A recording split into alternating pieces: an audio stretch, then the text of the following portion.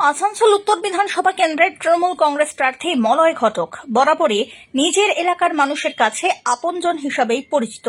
নির্বাচনী প্রচারের ব্যস্ততার মাঝেও সাধারণ মানুষের সুখ দুঃখে পাশে থাকার যে রাজনৈতিক সংস্কৃতি তিনি দীর্ঘদিন ধরে গড়ে তুলেছেন, তারই আবেগঘন প্রতিফলন দেখা গেল সম্প্রতি শীতলা পুজোর আসরে। আসানসোল উত্তর কেন্দ্রের এক প্রত্যন্ত অঞ্চলে আয়োজিত হয় শীতলা পুজো, আর সেইখানে বিশেষ অতিথি হিসাবে আমন্ত্রিত ছিলেন বিদায়ী মন্ত্রী মলয় ঘটক। আমন্ত্রণ রক্ষা করে তিনি সেখানে পৌঁছানোর পরেই যেন উৎসবের রং আরো গাঢ় হয়ে ওঠে।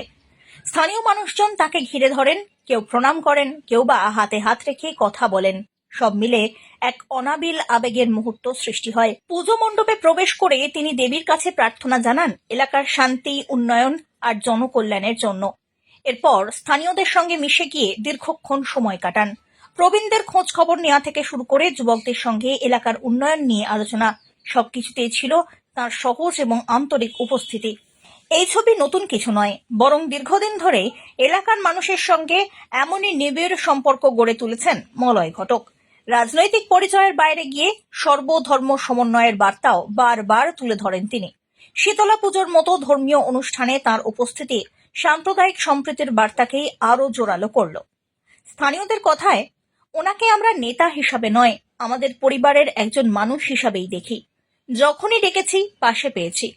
এই ধরনের প্রতিক্রিয়ায় স্পষ্ট করে দেয় কেন আসানসোল উত্তরে তার জনপ্রিয়তা এখনো অটুট।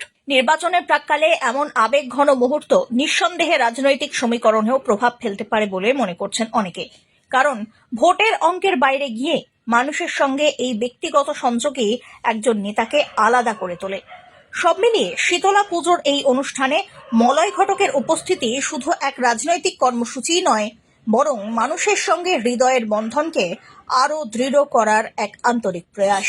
ভালো মানুষ বটে মলয় ঘটক, পুজো ঘটক, এরা আমার হেল্প করেছে, হেল্প করেছে আমার জমা যেমন কত পরে হেল্প করেছে। মলয় ঘটক পুজো ঘটক করেছে হেল্প, হ্যাপি, ভালো দারুণ মানুষ একদম।